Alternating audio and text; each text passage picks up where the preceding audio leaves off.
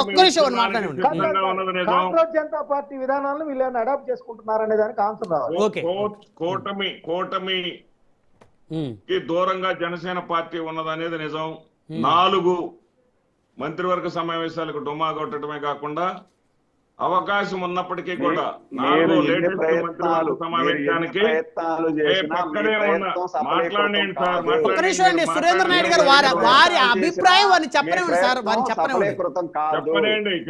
ఇక్కడ వాళ్ళు ఎన్ని చెప్పినా మీరు జనసేన విడదీరాని అనుబంధం ఫెవికాల్ బంధం అని ఆల్రెడీ అందరూ తెలుసు. ఒక్క నిమిషం ఆగండి ప్లీజ్. అక్కడ దాకా కాదండి, నేను ఇప్పుడు చూపిస్తాను. ఒక తెలుగుదేశం కార్యకర్త పెట్టారు, గిరిజనులకు రహదారులు వేసామన్నారు మీరు పవన్ కళ్యాణ్ గారు. ఎక్కడ వేశారు? మీరు రహదారులు వేస్తే డోలీ పోసే వాళ్ళకి చెప్పులు కొనేటానికి 300 ఇచ్చారు మీరు. మళ్ళీ మా దగ్గర బిల్లు ఎక్కడ తీసుకున్నారని చెప్పేసి తెలుగుదేశం పార్టీ కార్యకర్త పెట్టాడు.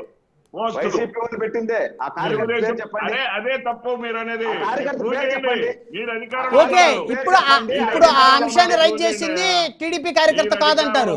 ప్రూవ్ చేయండి. కార్యకర్త పేరు చెప్పండి, ఐడి నంబర్ చెప్పండి. చెప్పులు కొనిచ్చావు, చెప్పులు కొనిచ్చి మళ్ళీ మా దగ్గర బిల్లు చేసుకున్నావు. మీరు బురద చల్లారంటే బిల్లు కూడా చేసుకున్నావు. మీ బురద మాకు అంటించాలని ప్రయత్నం చేయొద్దండి. ఓకే ఓకే ఓకే, పేరు చెప్పండి, ఐడి చెప్పండి అన్న. మీ ఐడి చెప్పండి, ఆ పేరు చెప్పండి. మేమేం ప్రయత్నం చేయట్లా. ఓకే, ఆ అంశం వదిలేసేయండి. సురేంద్ర నాయుడు గారు ఒక్క నిమిషం ప్లీజ్, దయచేసి ఆగండి. శ్రీనివాస్ రెడ్డి గారు కంక్లూజన్ ఇచ్చేసేయండి. చంద్రబాబు నాయుడు గారు పవన్ కళ్యాణ్ గారు కలిసి ఒక ప్రోగ్రామ్ లో ఎందుకు పాల్గొనటం లేదో చెప్పండి ముందు. మీకు ఎవరికి వైసీపీ వాళ్ళకి చెప్పాలా? ప్రధానమంత్రి గారు వచ్చారు కాబట్టి ఆ ఒక్క కార్యక్రమంలో భోగాపురంలో పాల్గొనటం తప్ప అధికారిక కార్యక్రమాల్లో ఎందుకు పాల్గొంటలేదో చెప్పండి. కానీ శ్రీనివాస్ రెడ్డి గారు ఎవరికి చెప్పాలి? వాళ్ళ పార్టీ క్యాడరే అడగట్లేదు వాళ్ళని. మీరు అడిగితే వాళ్ళు ఎందుకు చెప్తారు సార్? మేము అడిగితే వాళ్ళు ఎందుకు చెప్తారనే దానికి ప్రజలు అడుగుతున్నారు. ఎవరిని? మాట కాదు ఇది, ఓకే అడిగేటటువంటి మాట. ఏబి వెంకటేశ్వరరావు గారు, ఏమండి ఏబి వెంకటేశ్వరరావు గారు ఈ రాష్ట్రంలో ఒక్క నిమిషం అండి మీరు కలిసే ముందు కలిసి ఉండాలి. సురేంద్ర నాయుడు గారు ఒక్క నిమిషం ఆగండి సార్. ఏమన్నారు సార్ ఏబి వెంకటేశ్వరరావు గారు? ఏమన్నారు?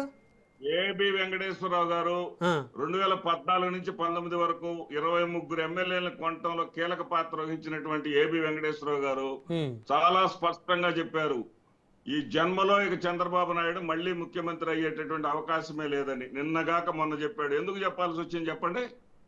అంటే ఇప్పుడు ఆయన స్టేట్మెంట్ ఇస్తే సరిపోయిద్దా? కాదు, ఏబి వెంకటేశ్వరరావు గారు స్టేట్మెంట్ సరిపోయిద్దా? సరే, ఏబి వెంకటేశ్వరరావు గారు స్టేట్మెంట్ సరిపోతుందా? ఆయన ఎవరు అసలు? ఆయన ఒక రాజకీయ పార్టీ పెట్టాడా?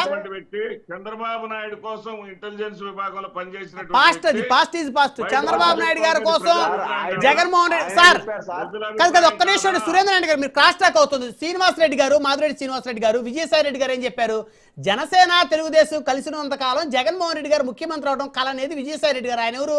జగన్ గారి కుడిభుజం. మరి దాన్ని పరిగణలో తీసుకుందామా? ఏబి వెంకటేశ్వర గారు చెప్పిన పరిగణలో తీసుకుందాం. బయటికి వెళ్ళాక ఎవరికి నచ్చింది వారు చెప్తా ఉంటారు, దాన్ని మనం పరిగణలో తీసుకోవాల్సిన లేదు. ప్రజలు నిర్ణయిస్తారు. జగన్ గారికి ఇద్దామా అవకాశం, మళ్ళీ కూటమికి ఇద్దాం అనేది ప్రజలే నిర్ణయిస్తారు. ఏబి వెంకటేశ్వరరావు అంతకుముందు ఆయన వైసీపీ టీడీపీ కోసమే పనిచేసాడా? మీరు చెప్తారు కదా ఇప్పుడు. ఆయన బయటికి వెళ్ళాడా? ఇప్పుడు మీరే చెప్పారు కదా సార్, 23 మంది ఎమ్మెల్యేలు ఉన్నారు. ఓకే, సురేంద్ర నాయుడు గారు వారి అభిప్రాయం వారు చెప్పారులేండి. అదే వ్యవస్థను మేనేజ్ చేయటం అంటున్నా.